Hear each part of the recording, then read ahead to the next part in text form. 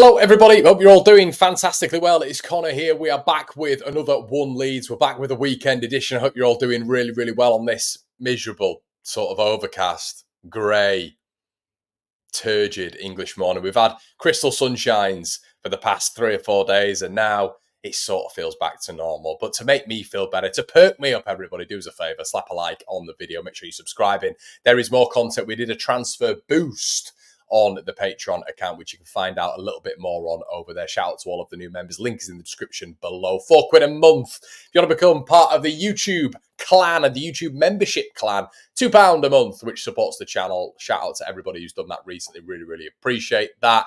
You're all fantastic, and thank you so much. All the proceeds go to the running of the channel. So we're here with another episode. Also, everybody, I've decided to really promote TikTok. So if you're enjoying the TikTok content, please get in the comment section. But if you want to also join a little bit more of a short form clan over there, make sure you do so. Everybody really appreciate that. Those reels will also be on my YouTube channel as well. But it gives you a little bit of a different format. TikTok is all the range now, the kids tell me. So there you go. Thank you to everybody who's on the live this morning. Morning, Connor. What's the news today? Caught live for the first time in ages. G'day from Adelaide, Connor. Hello, my friend.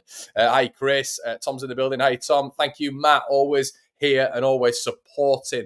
Icon, great appointment by Leeds. Downing, great experience he fetches with him from a relatively recent footballer who should be up to date with playing text. Morning, Ken. Morning, Matthew Carrick. Hi, everybody. I can see loads of you are in here this morning. Stephen Heyman there as well.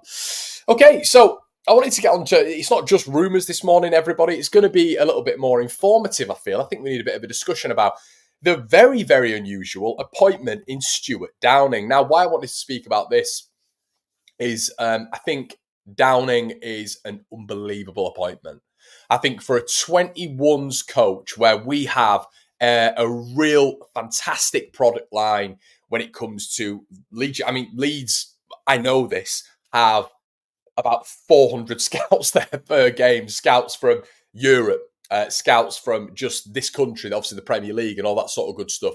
They have a mass of scouts going to every single game because Leeds United's product line of the past 15, 20 years has been very, very good. That might not turn into these players playing minutes for the first team, but it does mean some of these youngsters, Finlay Gorman being a classic example very recently, have been picked up by some of the top clubs. We remember, obviously, Taewo and Woods back in the day with Chelsea. It happens. Leeds United have got a fantastic area, a massive area when it comes to the Leeds city centre and the geographical location around that, the LS postcode, and how many players are able to bring in from that mass area, but also the pull that other clubs see when it comes to Leeds United, facilitated by Marcelo Bielsa and his coaching staff that gave this product line the opportunity to play in the first team. That has stuck with the club as of right now, but also just in the past, even, you know, when you look at the Gary Monk era, the eras before that, when we had to play some of our youth products, Sam Barham, Alex Mowat, Lewis Cook, in that first team because we had no options, we had no money, but those players did very, very well for Leeds United. That's always been a continuation with this club. We give youth prospects a chance, and it's got to a point now with Leeds United where they've got a very, very, very exciting product line. Looking at Chris Moore, Harvey Sutcliffe, I've got some names down here, Morton Spencer, Amari Miller, of course, Sean McGurk, Keenan Carroll, son of Seb Carroll, who's got a mass sort of hysteria around him in the youth setup as well. Not forgetting the goalkeeper as well, Harry Christie, who's got a lot of discussion behind Diogo Montero as well, who we've spoken about many times, and obviously the main two who are probably coming through at the minute who might not cross paths with Stewart Downing as of right now. Obviously, Charlie Crew and Harry Gray, brother of Archie, of course, being the two that everybody's really talking about. But the product line at Leeds United is very good right now. Very, very good. So why I wanted to talk about Stewart Downing is you don't always need a mass of experience. A massive experience when it comes to the English game to be a good coach. You look at Eddie Howe, you know, you can look at Will Still, who's abroad right now, who's got next to nothing when it comes to experience. There's many other sort of examples of that as well, where you don't naturally have to have an abundance of experience to be a very good sort of young coach. So I think that's something to really sort of hone in on straight away. And you look at even Rob Edwards at Luton, who's doing a fantastic job, not got a massive experience. But from my perspective, it does help. It does help. Now, you might have to be removed from the game to be able to bring life experiences into the game and not have all the sort of managerial experiences, from your career influencing that, and not to try be almost a carbon copy of these managers. And that might be something which is advantageous to you. I know Mark Warburton, for example, former Rangers and Brentford manager, used to be a banker, but he was able to transfer some of those sort of attributes into managerial style. So I do think that works. Football is a business. You are working with people. But I think the brilliance of getting someone like Stewart Downing in is the beginning of his coaching career. I see a very Michael Carrick-esque manager, but almost where he's got an advantage over Michael Carrick, even though he was born from the same neck of the woods, and his long-term ambition will be to manage Borough. We can't get around that, which is fine. He's 40 years of age. And I just wanted to go through some of the managers that this guy has worked under. His plethora, his portfolio of managers is staggering.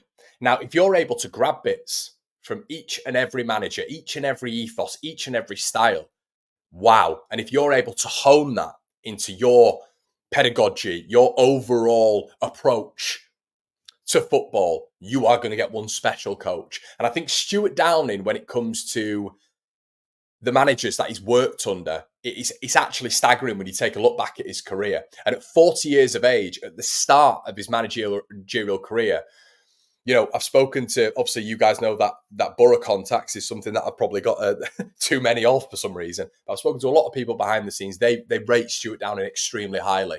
And that's because he's able to bring in a lot of these experiences, bring in a lot of what he's done in his career. He's won cups. He's won individual accolades, massive individual accolades, as we know, throughout his career. He's played Premier League football for 95% of his career.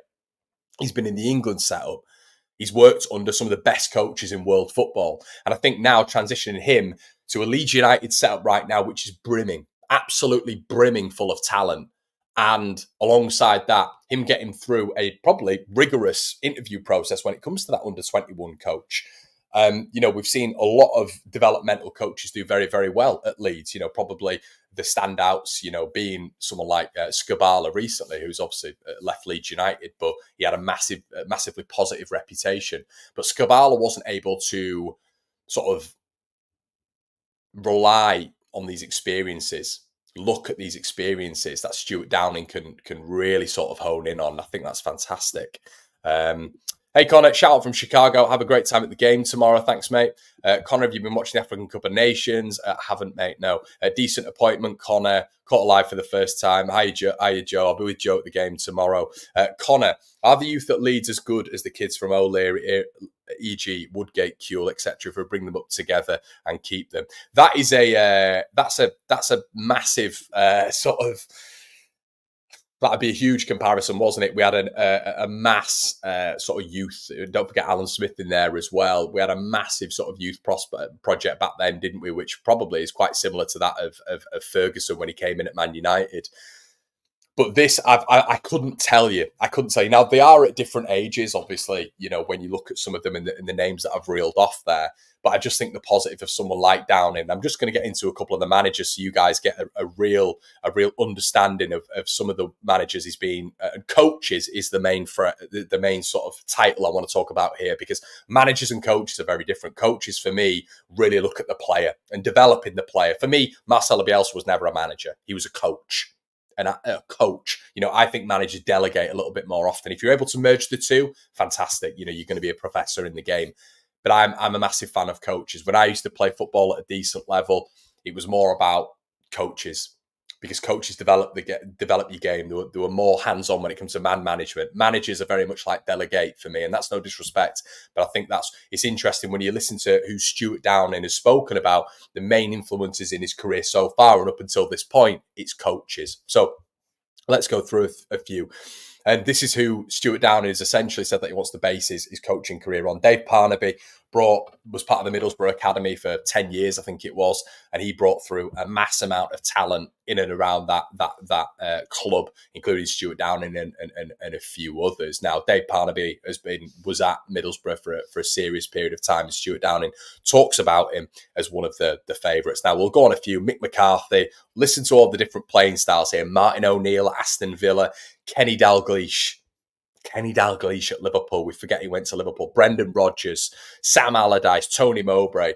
These are all massive, massive coaches when it comes to in the game. Obviously, you look at there are some managers in there, of course, but there are serious coaches in there. I'll probably put Gareth Southgate in the coaching bracket as well. Steve McLaren is definitely in the coaching bracket, as we know right now. And Downing, in his recent interview with the Coaching Voice, has said that the best manager that he's ever worked under was Steve McLaren, and that's not just the first person who said that. There's been multiple football players who spoke on that. But Fabio Capello, another one, just a huge variance of styles there. And I think it's really interesting that when he speaks on Brendan Rodgers in particular, who maybe doesn't stand out, Brendan Rodgers was the first manager who taught Downing, in terms of just an intelligence-wise and a ball knowledge, how to press, the triggers, where to go, what to do, targeted presses, specific ones.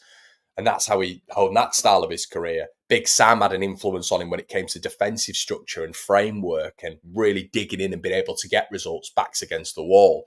Martin O'Neill, when it came to free-flowing football, really getting the wingers in the game, dynamism from that standpoint when it came to Ashley Young and Stewart Downing. So he's had influences everywhere. And the players as well that he's played with, especially when it comes to international. I think international is huge because you get such a different variance of players. And a lot of the players that he'll be coaching in the under-21 setup will be playing international football. So I think it's really important that Downing has that level of influence on these players and he'll know how to do it. And I think sometimes that can be a miss of coaches. That can be a little bit of a miss maybe of those who haven't dealt with those scenarios in the playing career or haven't had a playing career. I know there's been huge successful managers. Jose Mourinho been a classic example. He barely had a playing career, and look what he's done. But I think with the likes of some of the top managers in there as well, they're able to draw on these experiences. I think international football is huge when it comes to Stewart Downing, Steven Gerrard, Frank Lampard, Wayne Rooney, players of that ilk who he will be able to ring up and ask for certain things as well. And he's spoken about that on the Coach's Voice as well. Morning all, hi Riley. Fresh trim, I see, bro. Yeah, you're the only one who ever compliments my hair, mate, which is, I appreciate that. Morning, Con, not getting carried away here, but this is the happiest I've been under Leeds for a good while. We seem to be building infrastructure, which was sadly lacking under the previous ownership. Rooney, one of the greatest managers who he's played under, same with Lampard. I think it's down to how well he communicates. Morning, all. Hey, Riley. Sounds like he has played under all playing styles. Hopefully he can take one of the best of each one. That's what I mean, Leeds fan. Like, this is so unique with Downing. Like, I sort of got a bit of a, oh, that's nice. I like that a lot. And it's just because, obviously I spoke to a couple of people on that side and they really rate him, highly, highly rate him. An intelligent lad, won't mix his words whatsoever. And I just think that the array of playing styles that he has played under is something that's only going to make him sort of a better individual, really. And he's played obviously in the youth team at Middlesbrough, where there was a lot of people coming through, a lot of players coming through with him. He captained that team as well, and I think we all know that's going to be his end point. It is going to be to manage Middlesbrough, but I think we've given him a chance now, and that'll mean a lot to Stewart Downing.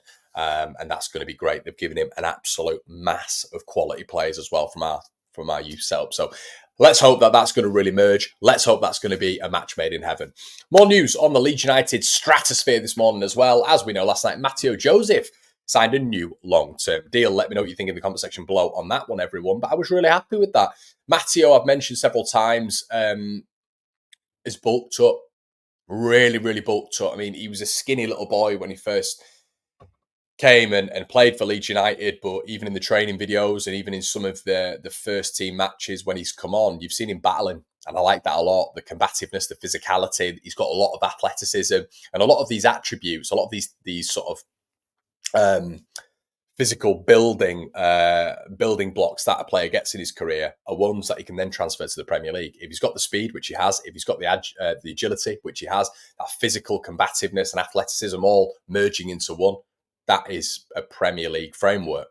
And that's what Leeds have managed to do with Joseph. He looks like a completely different player. Looks like he's put on about 3 stone in muscle. And I would love to see him get a chance. And it's great to see him signing this deal. Because him signing this deal, we know in the summer, he had about 16 clubs after him. And I know that for a fact. Good clubs as well. Clubs on the continent and clubs in the Championship who wanted him, you know? So he's a very talented boy. And Leeds getting him to sign a new long-term deal is very, very good for Leeds United because, you do have to convince a young player.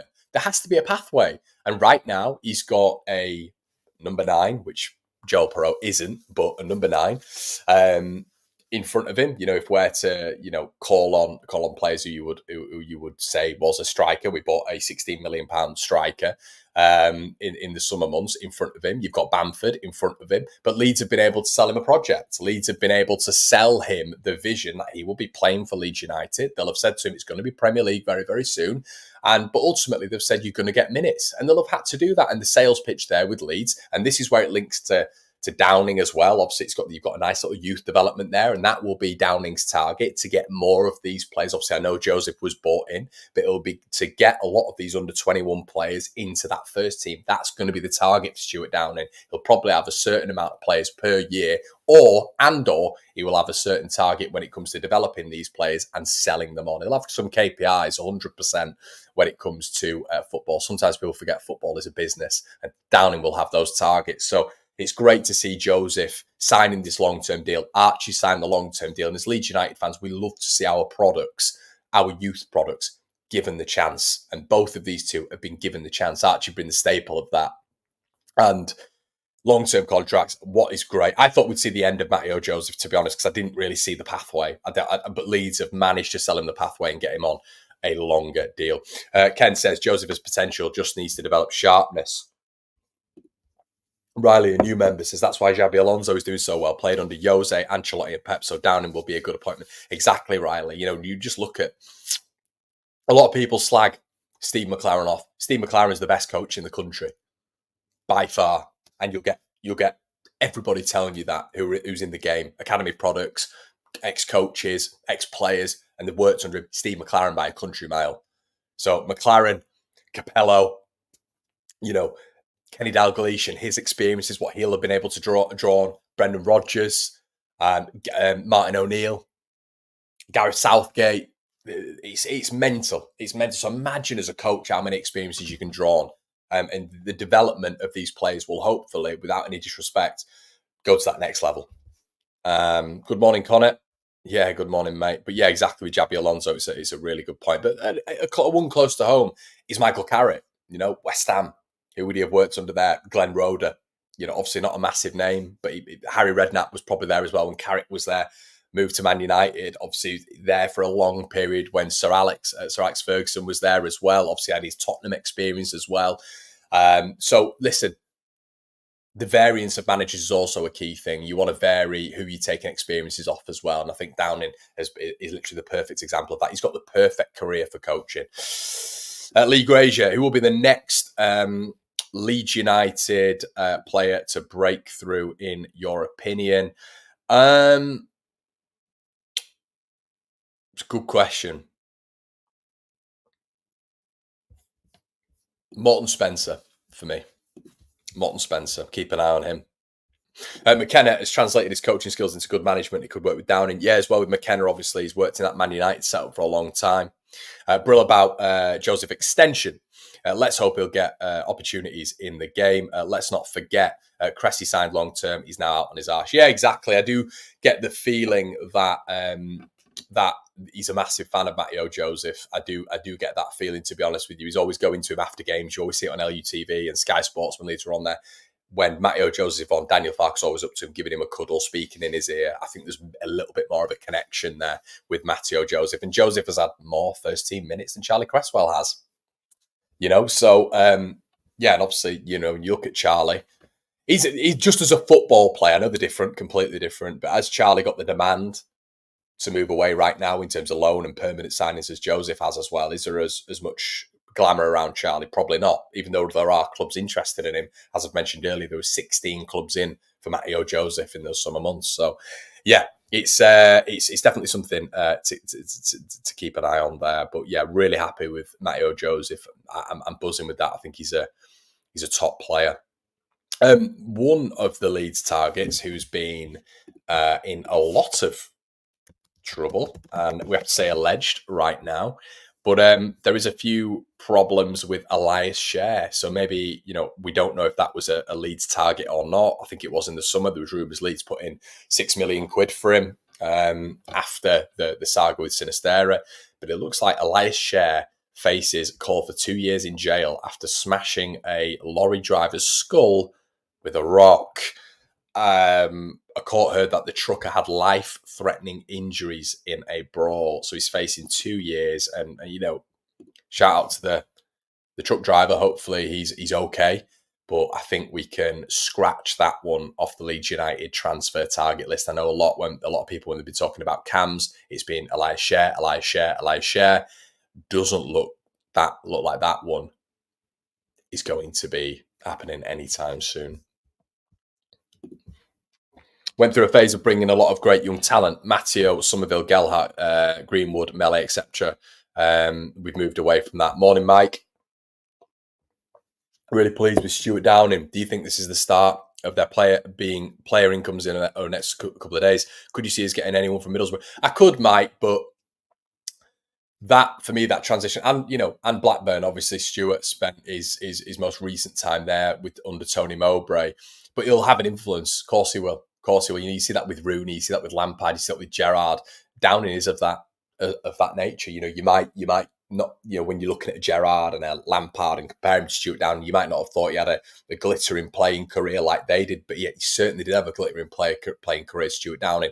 But also the networking, the contacts that you build from that playing career, which he will 100% have. And like I've said, you've got to impress at Leeds now. We know that with the framework, the structure, Daniel Farke had to seriously impress to get the job. Stewart Downing will have had to do that because that under-21 structure at Leeds is so important for that first team to thrive as well. So I could see, and you could see links there. Of course you could. I would see more under-21 links, not first team players. We're not going to be going out and buying Middlesbrough players. It's just going to be that, for me, it's just going to be that next step, really. A possibility why us or Leicester didn't fully pursue, my opinion, is we need Giles and Johnson to give us some fullbacks. Morning, mate. Hopefully catching alive. Yeah, Oren says, hopefully this isn't the end for Lewis Bay. I don't really get that. I mean, he was good in League One. Now he's gone to League Two. Maybe it's just the availability that he had. Time is running, soon we have a week. Do you think we're going to get any business done in time? If yes, how many and which positions? I think we'll get 2 in. I think we'll get... No, I don't. I think we'll get 1 in. I think he loves Byram too much and he sees Firpo as the cover. So I think we're going to get a right back in. A right back maybe who can be versatile and play centre-back, and that'll be Leeds done. That's what I think. That's my prediction on the 20th of Jan with, 10, 11 days left?